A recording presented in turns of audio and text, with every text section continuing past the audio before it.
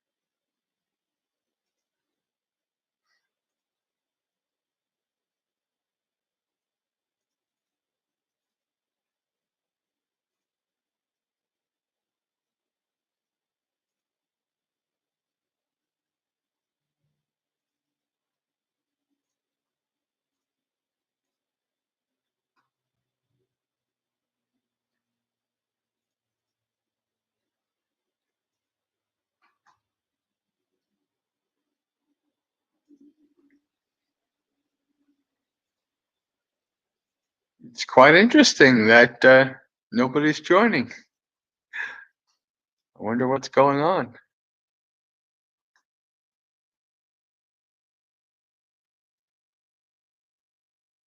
It is live. I checked that it's going.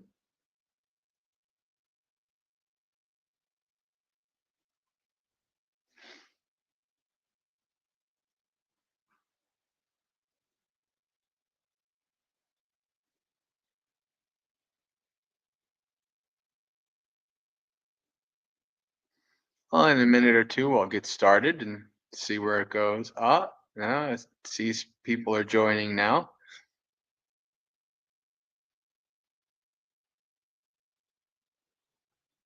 Maybe.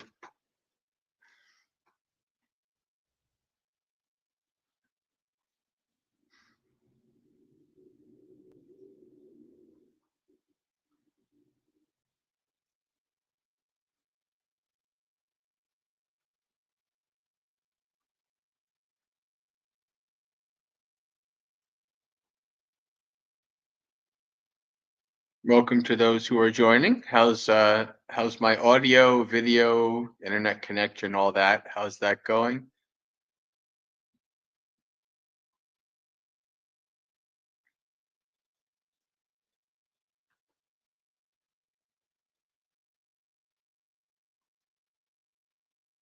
Hello, Brian. Have you been on any of my streams before? Hello, Mudita. So we will get started. Oh, interesting. I guess it took a few minutes. All of a sudden, people are starting to join. We'll get started with our meditation in a minute or so. Actually, we should probably do the beginning chanting right now. All right. Namo tassa bhagavato arahato samma sambuddhassa. Namo tassa bhagavato arahato samma sambuddhassa. Namo tassa bhagavato arahato samma sambuddhassa.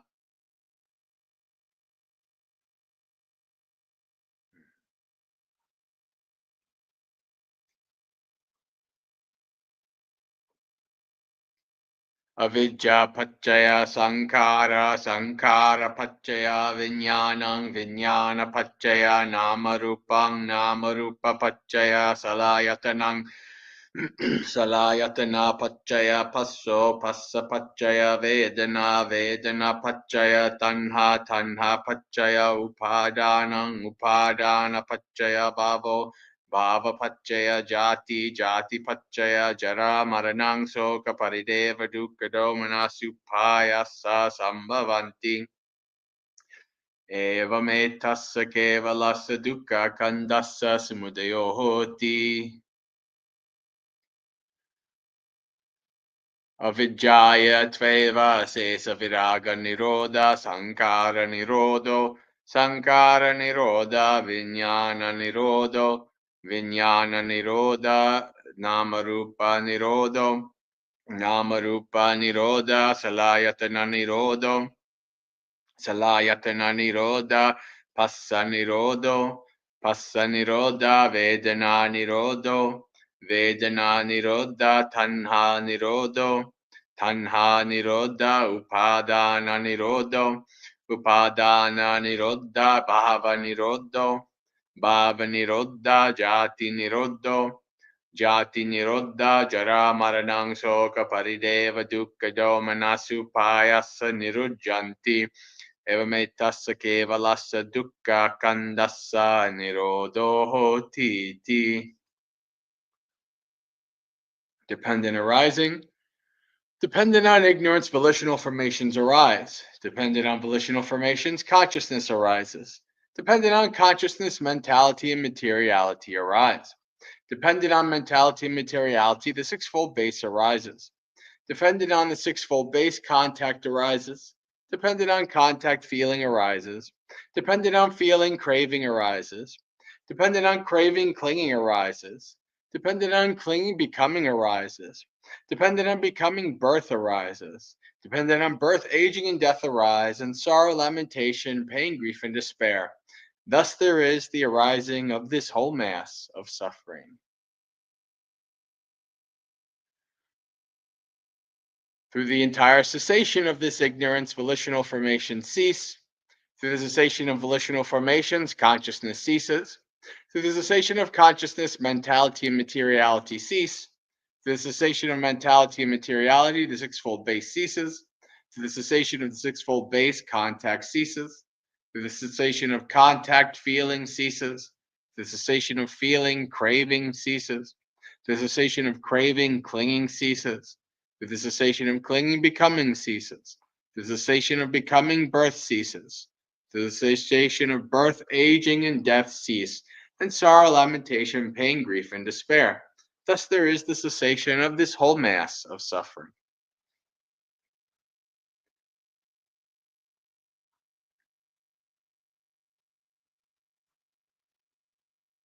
Oh, that's how I know the name Brian. Yes, yes, I remember you, Brian. Yes. All right. I knew the name sounded familiar.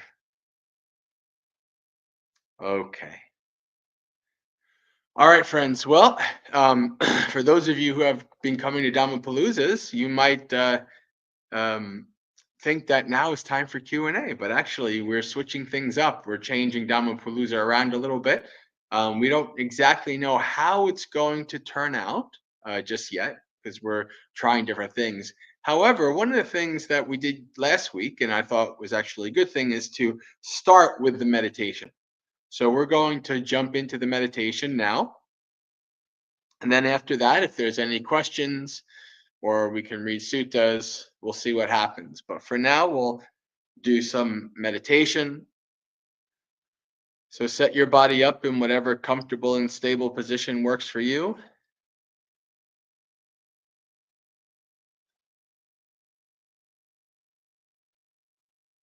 Whether that's sitting on a meditation cushion or a chair.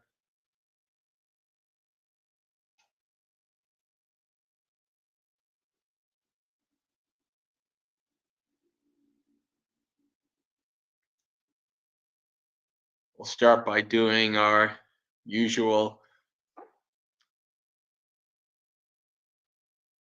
mindful scan of the body, starting from the feet, moving up to the head. We'll start by placing your focus and attention on the feet. And we are placing focus and attention. This means to focus in and be mindful of whatever feeling or sensation is arising in that part of the body. This can be especially helpful in understanding your posture, helping you to be able to sit for longer periods of time. So focus in on whatever sensations arise on the feet, such as the feeling of the feet pressing against the floor, the cushion, the opposite leg, etc.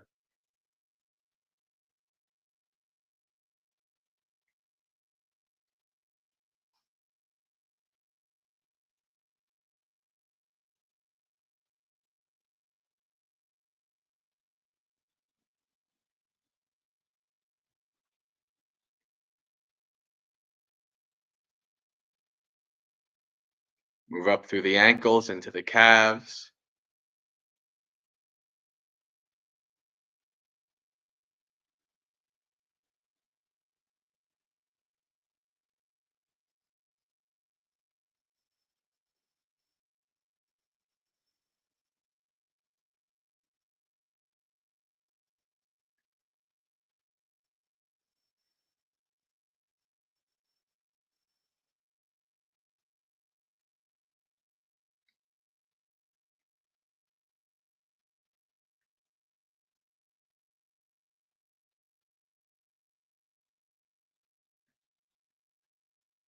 through the knees, into the thighs.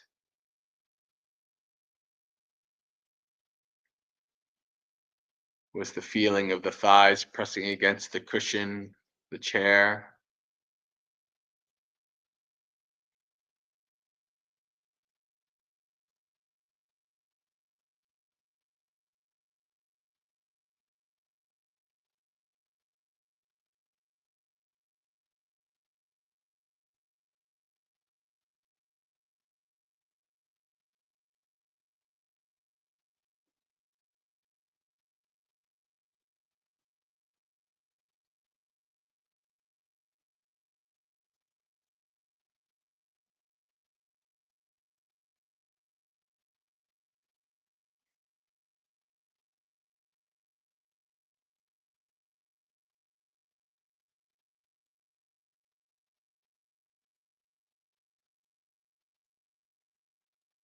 Through to the hips and pelvis, observing how the position of the hips and pelvis impacts both your lower and upper body,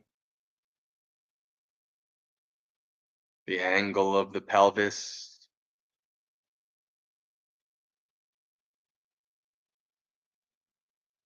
the level of balance of the pelvic bones, the sits bones of the buttocks on the cushion, making sure everything is level,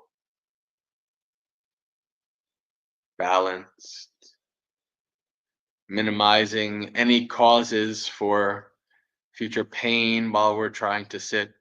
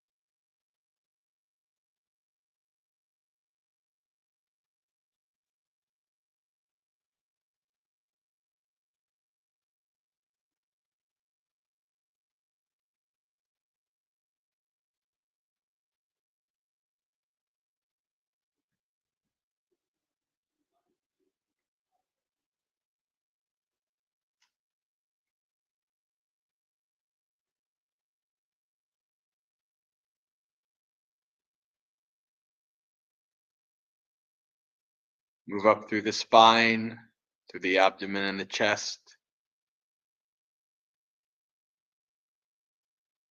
checking that the spine is not leaning or slouching here or there, nor that you're trying to force it to be straight. Doing your best to just let it rest in its natural position.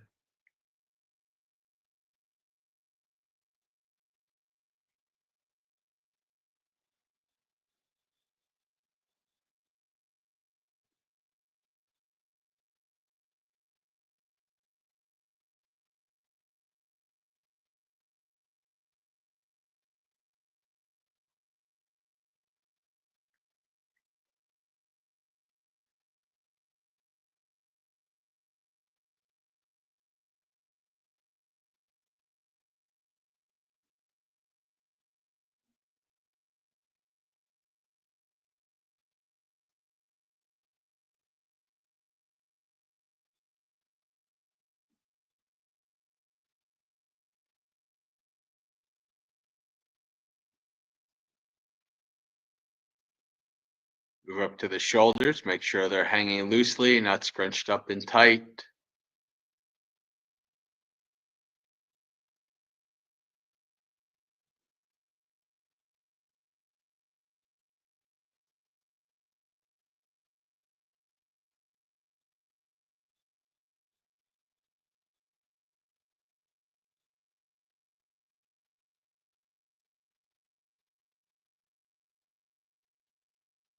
Down through to the elbows and hands, observing how the position of the elbows and hands also impacts your posture.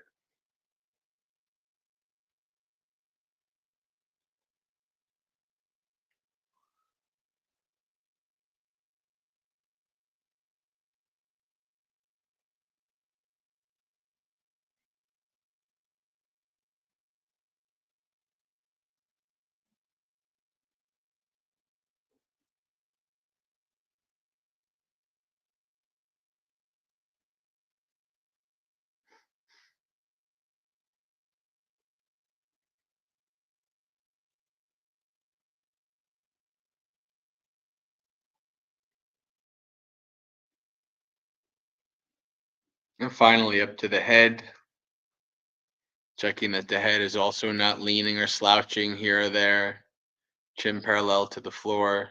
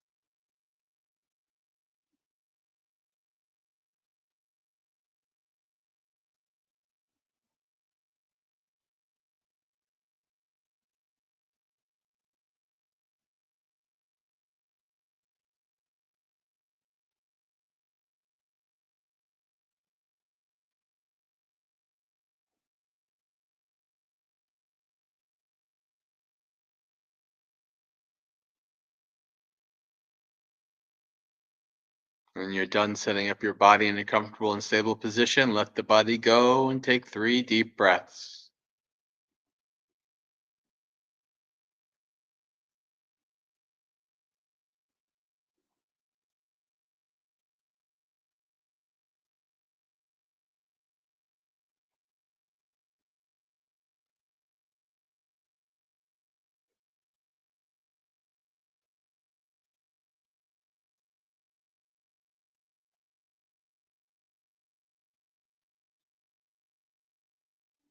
And then let the breath go. From here on in, try not to manipulate or control the breath in any way. Your body has been breathing from the moment you were born, will continue to do so until the second you die. Doesn't need you to do its job.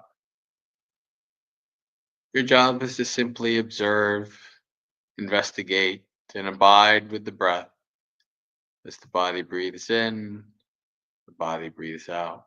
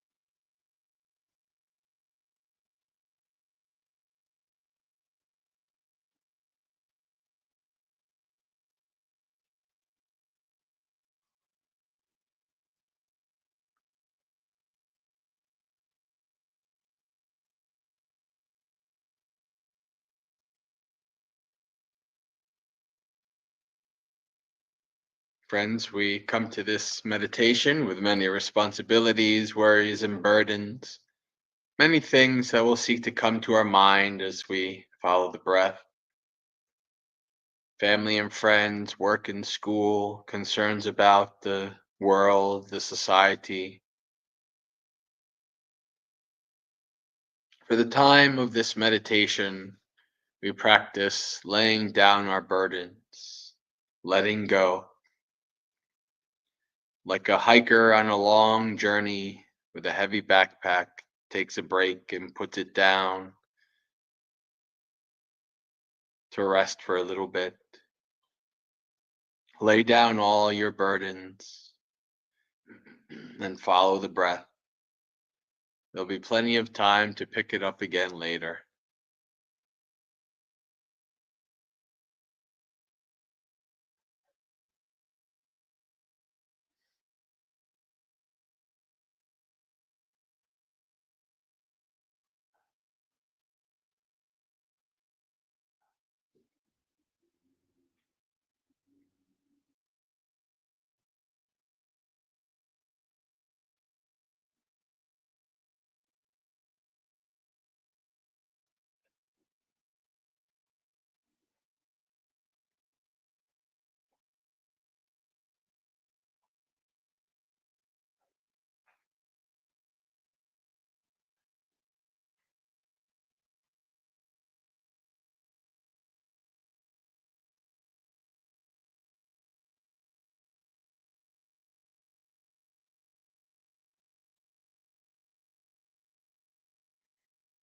As you're following your breath, after a time, your mind will become bored, will run away to the past or the future, across the world, into various stories and fantasies, or an external distraction will arise, like a sound. Your mind will become agitated and chase after it. When this happens, you will enter into a state of unmindfulness, lost in the daydream. But eventually, after a time, it will slowly start to dawn on you that you have been taken away from the breath. When that happens, fully acknowledge you've been taken away from the breath by trying to come back to full mindfulness and focus. Practice letting go of the distraction if it's still there by not getting agitated and trying to push it away, nor by continuing to be infatuated and attached to it. See if you can do your best to let it go, to let it be, to give it no effort, energy, or attention.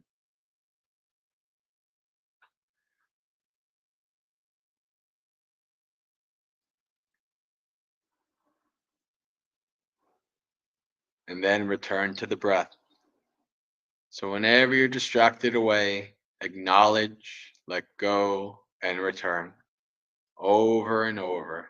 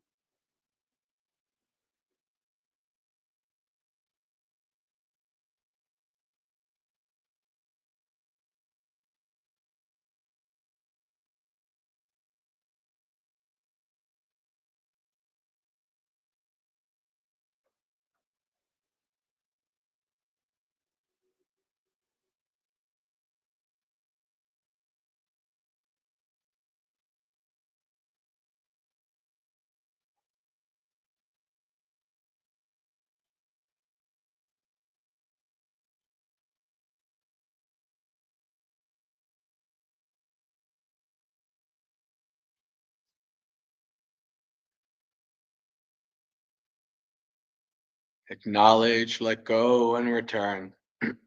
Always come back to the breath. It's always there doing its job, ready for you to follow it towards a more calm and tranquil mind.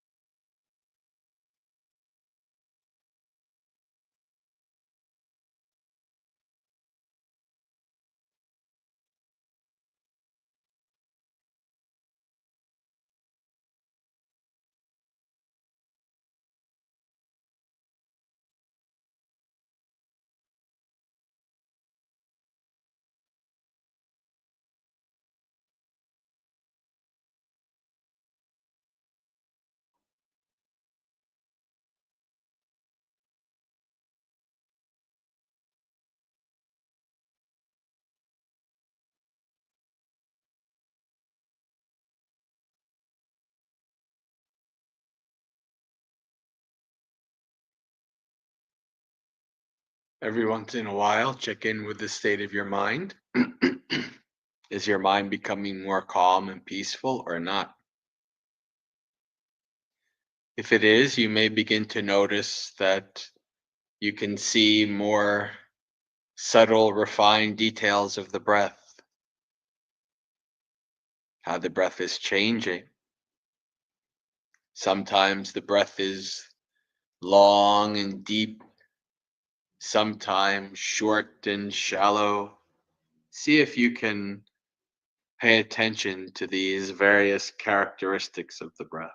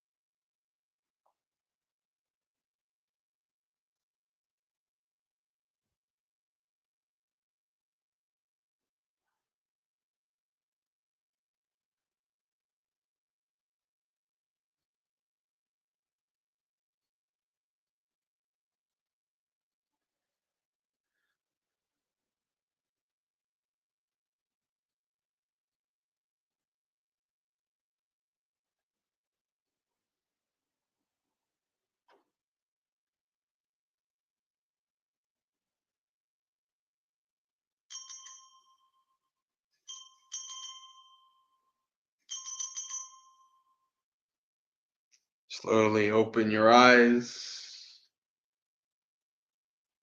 coming out of the meditation,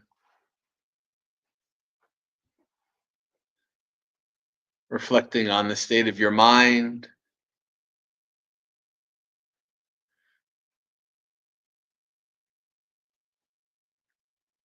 Welcome to those who joined during the meditation. Risa, hello. Visaka and Luisa, Welcome. All right, friends. So now, for our Dhammapalooza, if you have any questions, you can put them in the chat. I think we will read a sutta. I'll give it a minute or two just to see if there's any questions. If not, then we'll read a sutta.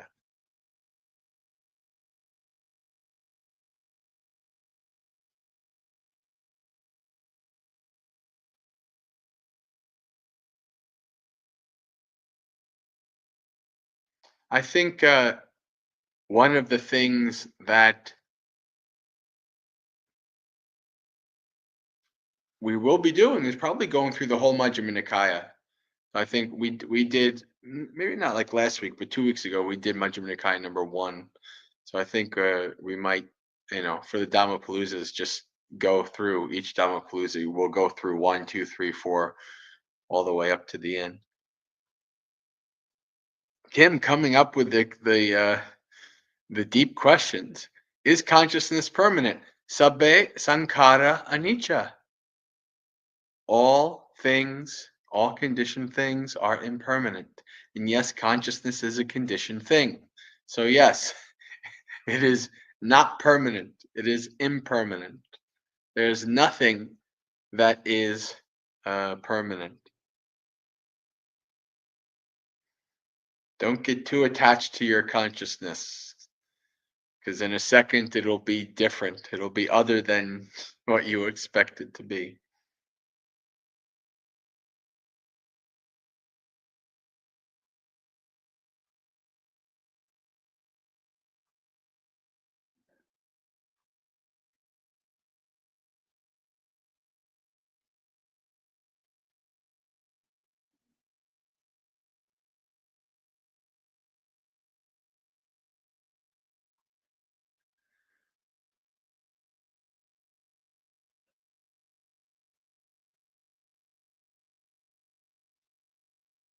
Bante, I'm curious how you approach food and eating from the perspective of practice. Well, this is an interesting one because, it depends on your relationship with food.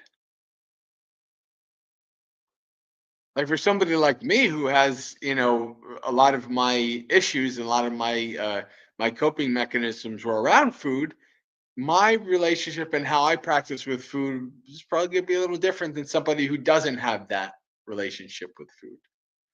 Right? So it depends a lot on, your attachment to food and um even not like in maybe my way, maybe you're like a connoisseur or an artisan or whatever, and he's like, food must be a certain specific way in a certain temperature, and then you like go to a monastery and it's like, okay, I will just try to be okay with whatever food there is, and your mind is going crazy because you like 40 things just come up that don't meet your artisanal level of expectations with food and things like that. So it's going to depend on your relationship with food in a way. Otherwise, I just follow how the Buddha, reflects on the food. The monastic chant that monks chant, or sometimes all the time, depending on where you're at. Patisanka yoniso pindapatang patisevami neva devaya namadaya namandanaya navibhusanaya. It's just like I eat alms. I eat this food not for pleasure, not for enjoyment, not for buffing up, right? Only for the health and maintenance of this body. For keeping it healthy and for helping to live the holy life. So this is like the Buddhist perspective on reflecting on food. At least for monastics, right? You're eating not for any other reason other than that your body needs to eat to survive and to be healthy. Now, for lay people, it's different. You go out to eat with friends. It's a social event. It's this or that. There's a lot of other aspects of food related to being a lay person. Um, so, if you're like at the, I don't know, what's the hip one these days, if there's any new restaurants, but whatever, you're at the TGI Fridays or the Applebee's or the Five Guys or whatever, with your friends, and then all of a sudden you're like, okay, let's reflect. We only eat this food only for the sustenance of this body, not for enjoyment. And they're looking at you like, what are you doing? what what are you, crazy? Oh, we're having fun. Why you got to ruin our fun? You know. So, but still, if you want to do that practice and you reflect, why do I have all these attachments to food? It's just really for maintenance and sustenance. It doesn't have to be for anything else. All that other stuff is extra. Maybe I can let go of my expectations for food, or how I think they should be, how I want them, etc. So you can reflect and you can use that as a practice in terms of expectations, in terms of wants and desires, etc.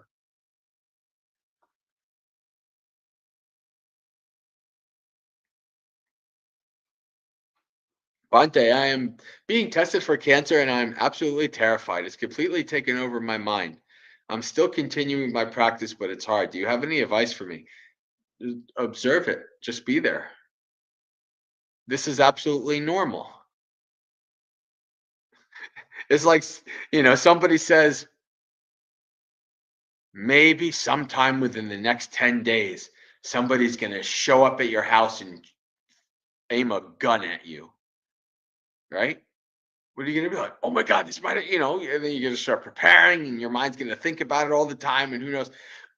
This is a natural, normal reaction. What you're experiencing is a normal reaction to the possibility of getting what might be a death sentence.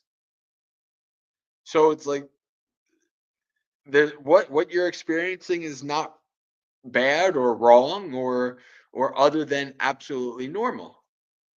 So yeah, your mind will just hyper focus on this thing until you know one way or the other. And if you try to force it to be another way, it will just fight back. It will just become even stronger because this is a serious thing. This isn't, will my sports team be, make the playoffs this week or whatever, like something, trivial. Has the possibility of being a serious thing. So your mind is all in. It's like, think about like the ancient ancestors, like, we might be attacked by the other tribe. And so all you're thinking about is, how do we survive, defend, whatever, make sure this attack from the other tribe, we survive it. And so it's a life and death thing. So your mind is in that mode of, this is very serious, and this is all I'm going to allow you to think about. Okay, well, that becomes your practice. Observe the mind in that situation. Observe the mind when you try to change what's in the mind in that situation. You try to think about something else, or you try to use some kind of skillful Dhamma to replace what's in the mind or anything like that. Whatever you try, you investigate that, you think about that, observe. Okay, this is the general state of my mind for now. This is what happens when I try to do this. This is what happens when I try to do that. So you're investigating it, you're trying to understand it, right? And you're trying to work with it and live with it and be with it. And then, soon enough, you'll know one way or the other. So it'll be, on the one hand, it might be everything's fine, no cancer. On the other hand, it might be there's cancer and this is the next step. And then your mind focuses in on the next step. So that's what I would say. If it takes over your mind, it's going to be there. Don't force it out. Just use it as part of your meditation and part of your mindfulness practice. Hey, Gray, good to see you. It's been a while, right?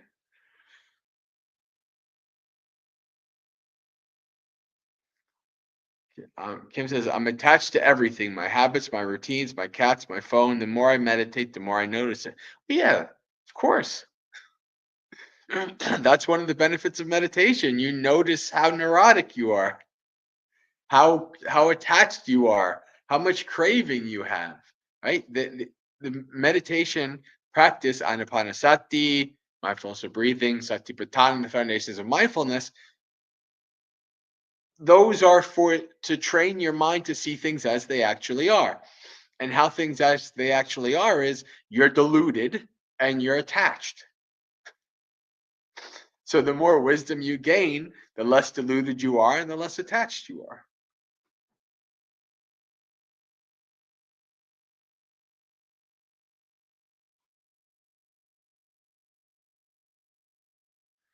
You're even attached to meditation. That's not necessarily a bad thing.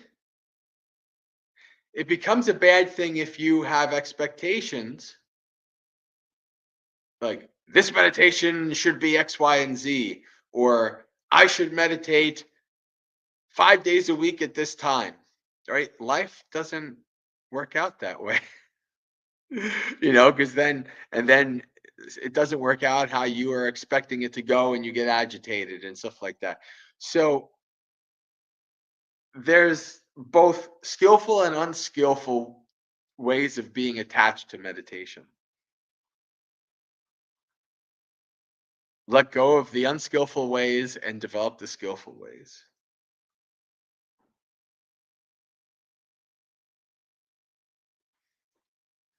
Brad says, I have a history of tense habits around food and eating. I find that the mind tends to be very calculated about it.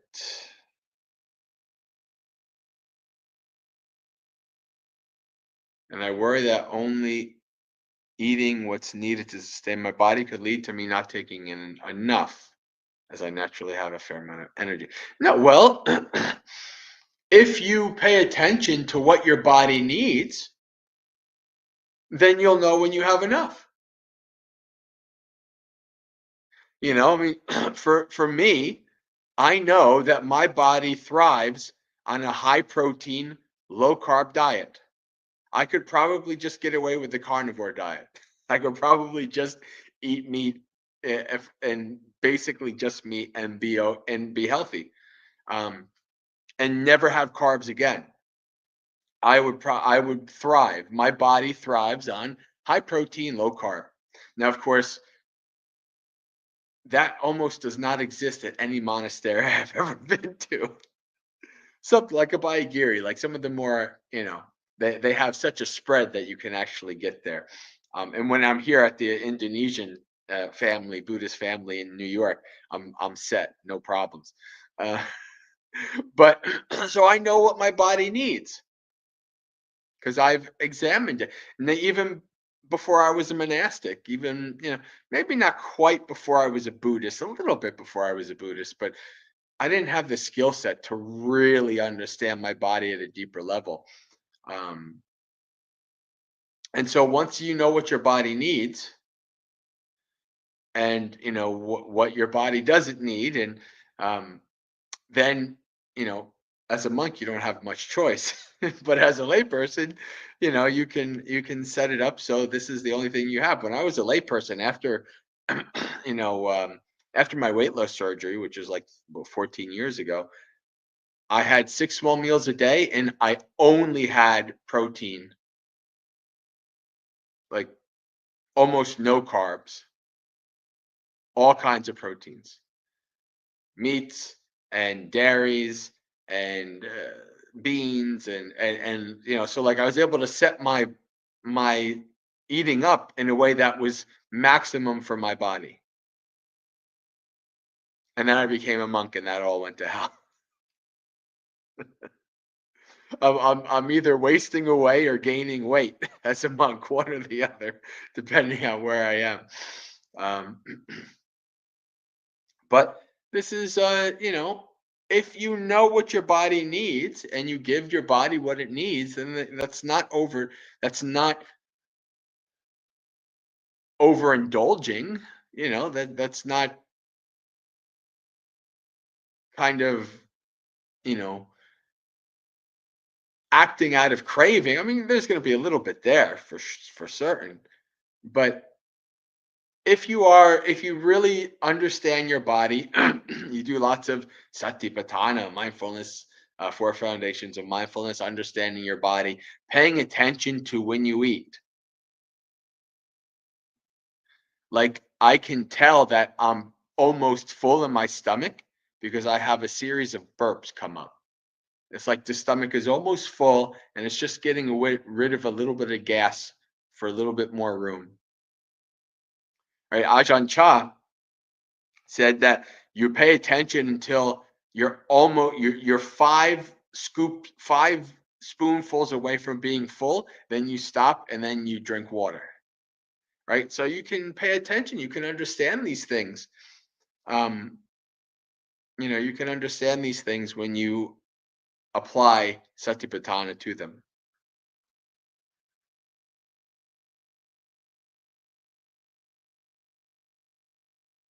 All right. Well, I don't see anything else in the chat.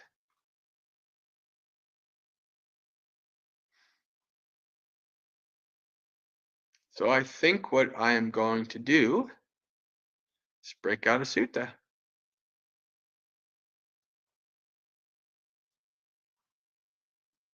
One of my favorite suttas, Majjhima Nikaya number 4, Fear and Dread. One of these great suttas that you get to see the humanity of the Buddha. No, not that one. This one? No, not that one. I guess that one. One of these. All right. Grace says expectations are interesting, aren't they? Expectations equal suffering. They can either point us to the truth or kill it. Yeah. I try to never have any expectations. I mean, yeah, I can assume that the sun's going to come up in the next morning, but if one day it doesn't, well, I'm going to be dead anyway, so I won't notice. If something happens to the sun and overnight, Earth is probably not going to be there. So, who knows? But so let's read this sutta. Fear and dread. At one time, the Buddha was staying near Savatthi in Jeta's Grove, Anathapindika's monastery. Let me make this bigger for you all. All right, that's good. Okay. Oh, yeah. Okay. Then the Brahmin Janasoni went up to the Buddha and exchanged greetings with him. When the greetings and polite conversation were over, he sat down to one side and said to the Buddha, Master Gotama, those gentlemen who have gone forth out of faith from the lay life to homelessness, out of faith from the lay life to homelessness out of faith. Well, that's interesting. Out of faith in you, have Master Gotama to lead the way. Help them out and give them encouragement. And those people follow Master Gotama's example. That's so true, Brahman. Everything you say is true. Is this?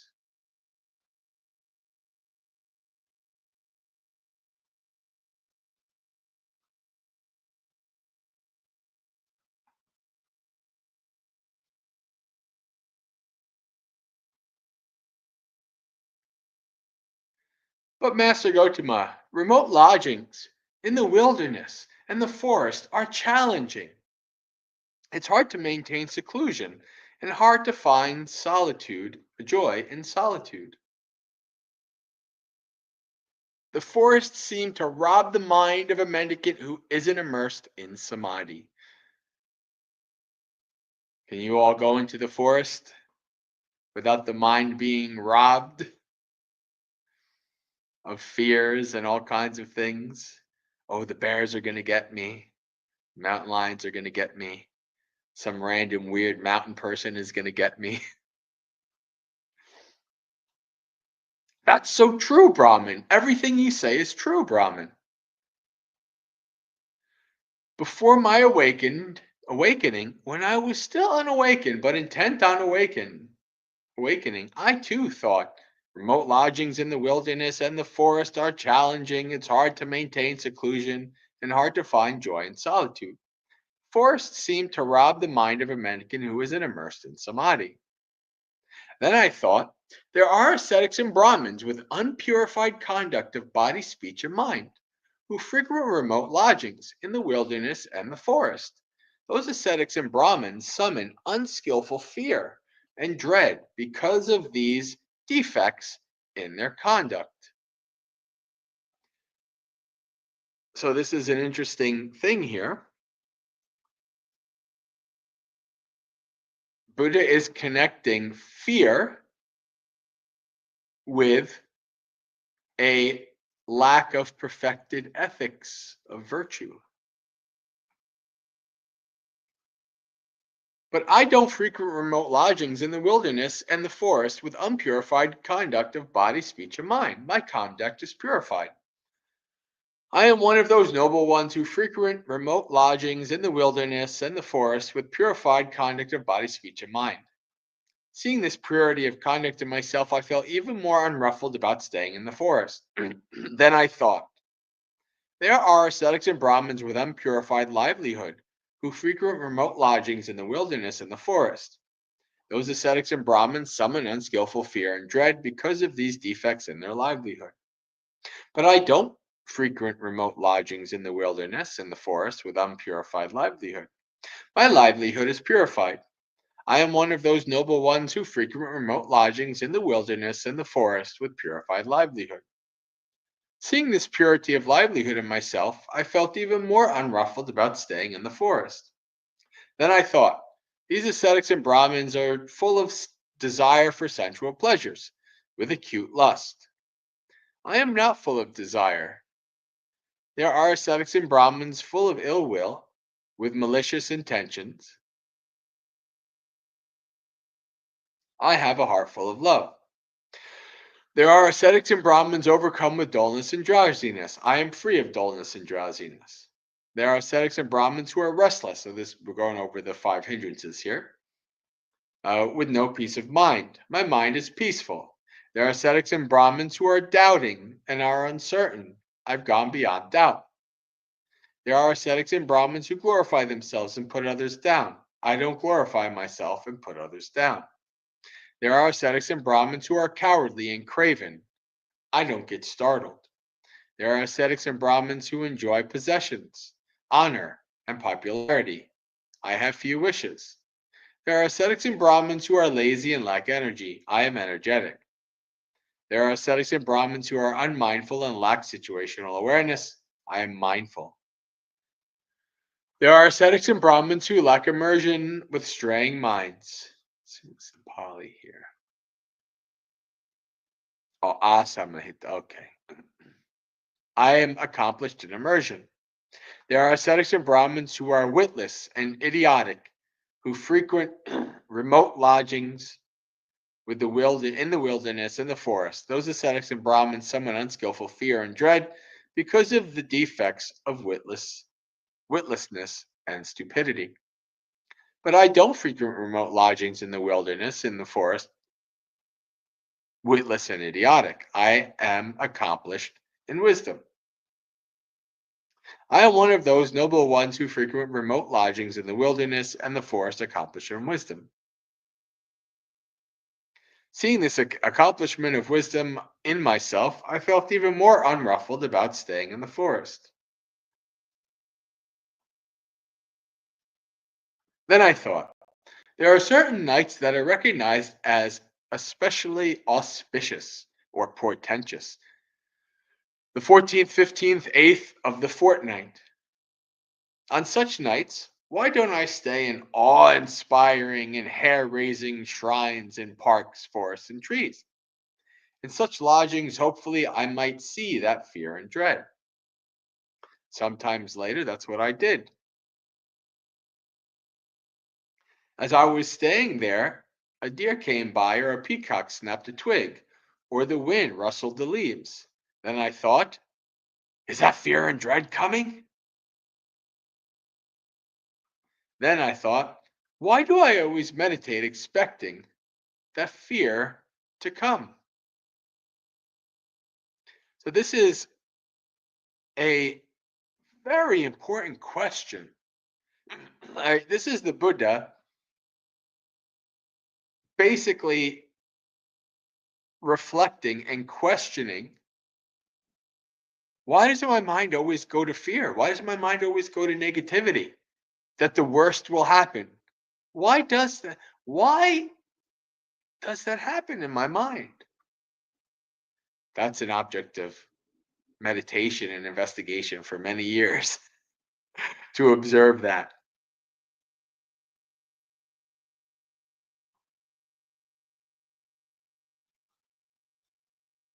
You can observe that. Even doesn't even have to be about being in the woods at night. You're at work and you get a message, the boss needs to see you. Oh, I'm gonna be fired. I did something wrong. This or that. Oh my god. Oh my god.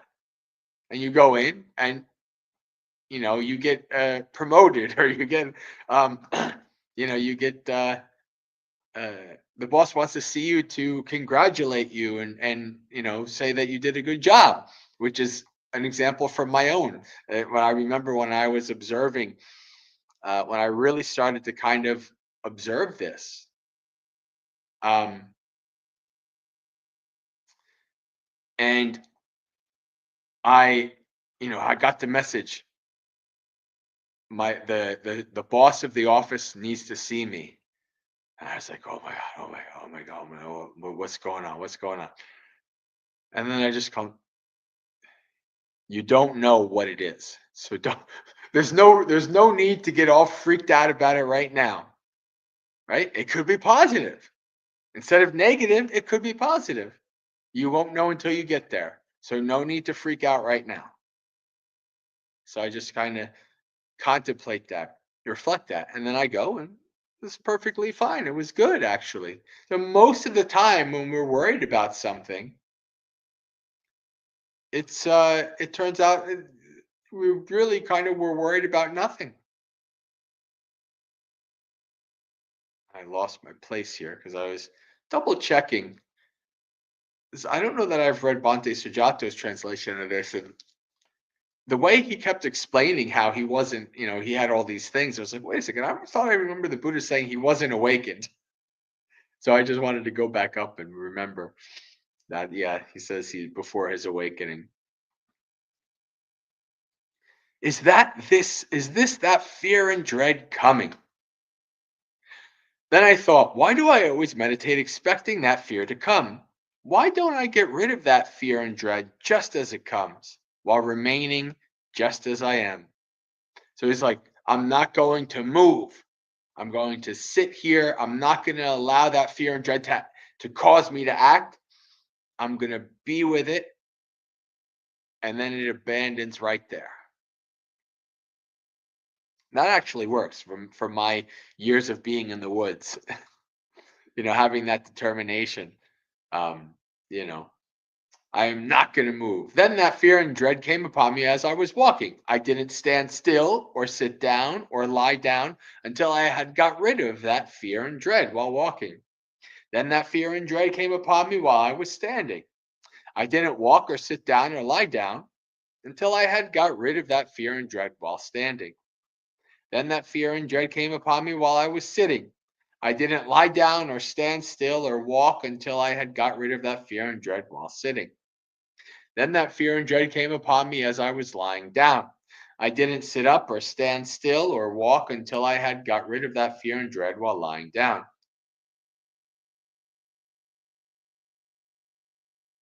There are some ascetics and Brahmins who perceive that it's day when it's in fact night, or perceive that it's night when it's in fact day.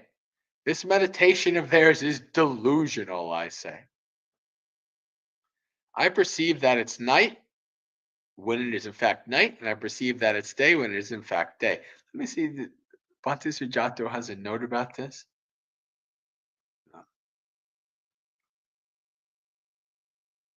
It's just talking about perception, and that's actually quite accurate. Your perception is very questionable,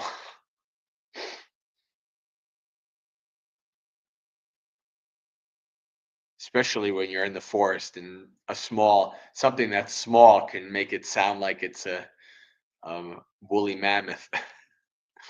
Okay. And if there's anyone of whom it may be rightly said that a being not liable to delusion has arisen in the world for the welfare and happiness of the people, out of sympathy for the world, for the benefit and welfare of the gods and humans, it is of me that this should be said. My energy was roused up and unflagging, my mindfulness was established and lucid, my body was tranquil and undisturbed, and my mind was immersed in samadhi.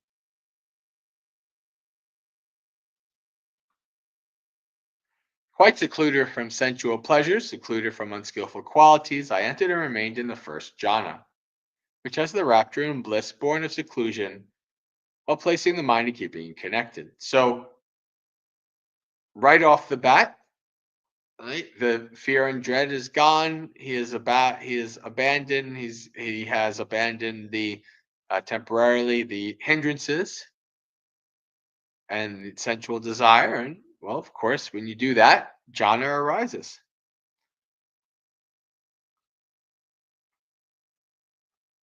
As the placing of the mind and the keeping it connected were stilled, I entered and remained in the second jhana, which has the rapture and bliss born of immersion, with internal clarity and mind at one, without placing the mind and keeping it connected.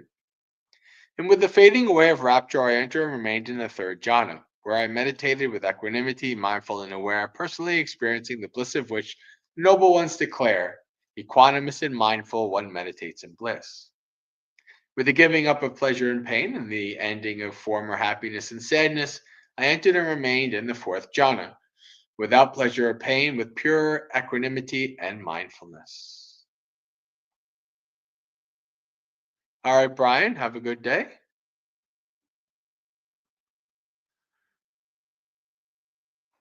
When my mind had become immersed in samadhi like this, purified, bright, flawless, rid of corruptions, pliable, workable, steady, and imperturbable, I extended it towards the recollection of past lives.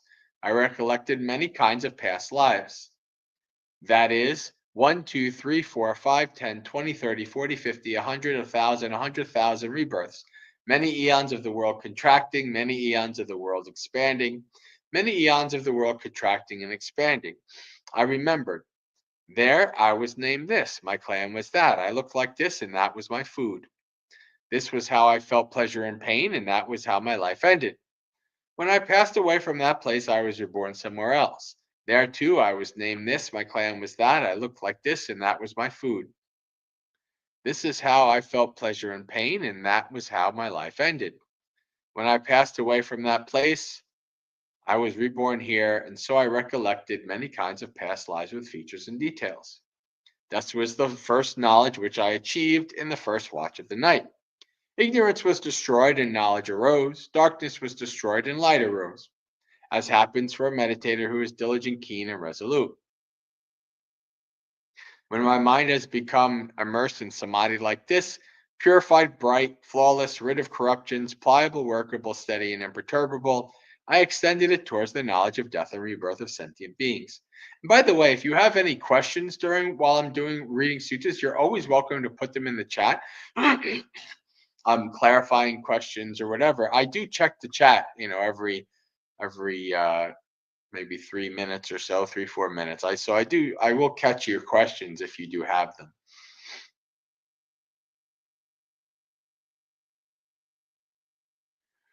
With clairvoyance that is purified and superhuman, I saw sentient beings passing away and being reborn, inferior and superior, beautiful and ugly, in a good place or a bad place. I understood how sentient beings are reborn according to their deeds. These dear beings did bad things by way of body, speech, and mind. They denounced the noble ones. They had a wrong view, and they chose to act out of that wrong view. When their body breaks up after death, they're reborn in a place of loss, a bad place, the underworld, hell. These dear beings, however, did good things by way of body, speech, and mind. They never denounced the noble ones. They had right view, and they chose to act out of that right view. When their body breaks up after death, they're reborn in a good place, the heavenly realm. And so, with clairvoyance that is purified and superhuman, I saw sentient beings passing away and being reborn, inferior and superior, beautiful and ugly, in a good place or a bad place. I understood how sentient beings are reborn according to their deeds. That was the second knowledge which I achieved in the middle watch of the night. Ignorance was destroyed and knowledge arose. Darkness was destroyed and light arose, as happens for a meditator who is diligent, keen, and resolute. When my mind had become immersed in samadhi like this, purified, bright, flawless, rid of corruptions, pliable, workable, steady, and imperturbable, I extended it towards the knowledge of the ending of defilements. I truly understood this is suffering. This is the origin of suffering.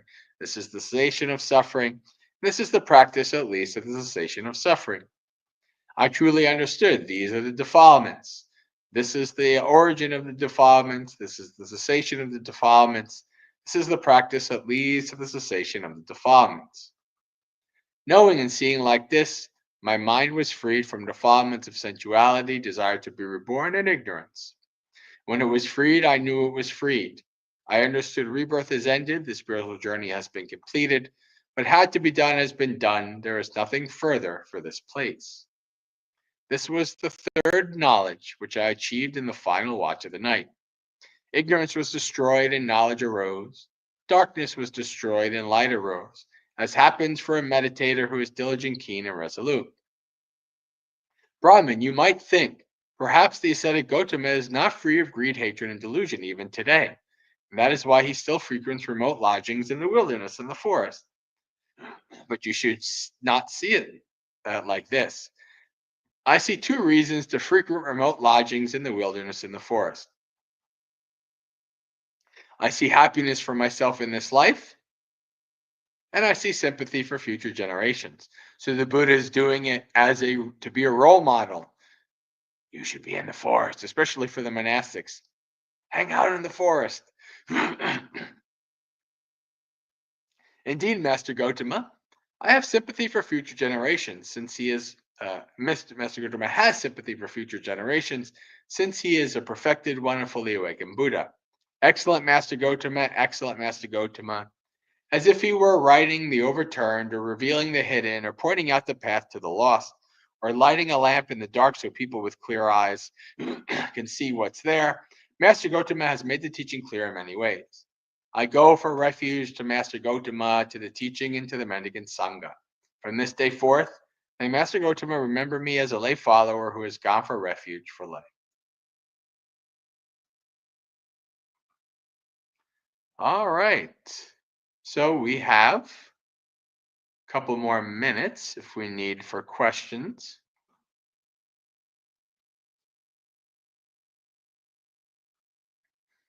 I'll see if anybody needs anything.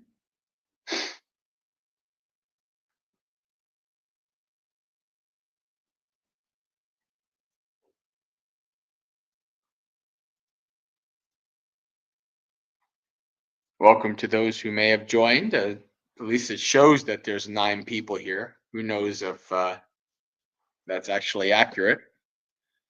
But we are coming close to the end of our Dhammapalooza.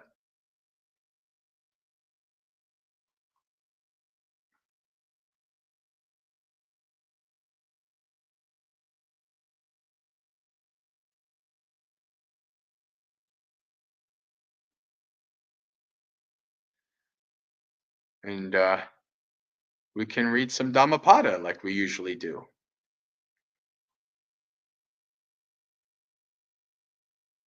The self.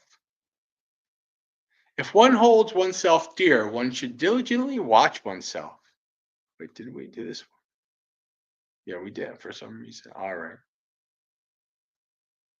Just want to double check. Yeah. The world. Follow not the vulgar way, live not in heedlessness, hold not to false views, linger not long in worldly existence. Arise. Do not be heedless. Lead the righteous life. The righteous life happily live. The righteous live happily both in this world and the next. Lead a righteous life. Lead not a base life. The righteous live happily both in this world and the next. One who looks upon the world as a bubble and a mirage, him the king of death sees not. Come, behold the world, which is like a decorated royal chariot. Here fools flounder, but the wise have no attachment to it. He who, having been heedless, is heedless no more, illuminates this world like the moon freed from the clouds. He who by good deeds covers the evil he has done, illuminates this world like the moon freed from the clouds.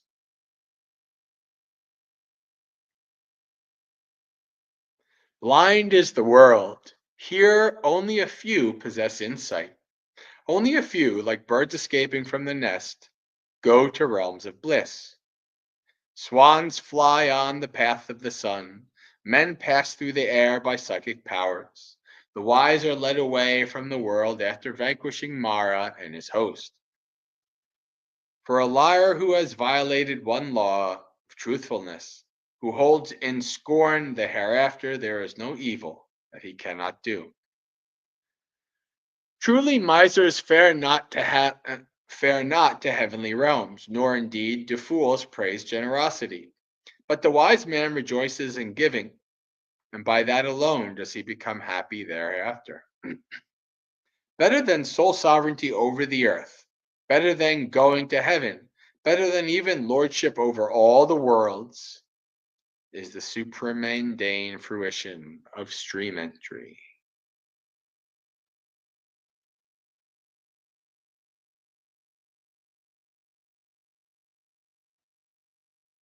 Hello, Wasabi-chan. I So this is Bhante Buddharakita, not the currently living African Bhante Buddharakita, an old Sri Lanka monk. He's gone now. Um, I found it to be my favorite translation, and I have been told by multiple people like Bhante Sujato and stuff that it's the most accurate. So it's the one that I tend to use.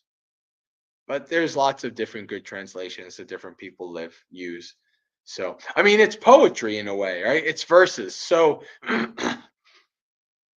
if a certain translation is accurate enough and it's poetic and it calls to you, then that's fine. All right. So I think we are good then. Okay, friends. Well, we have come to the end of Dhammapalooza. So if you're joining us for the first time, you can find out more information about myself and the organization Maggaseka at the website listed on the bottom of the screen, maggaseka.org. And let me bring up the sharing of merit. Wait.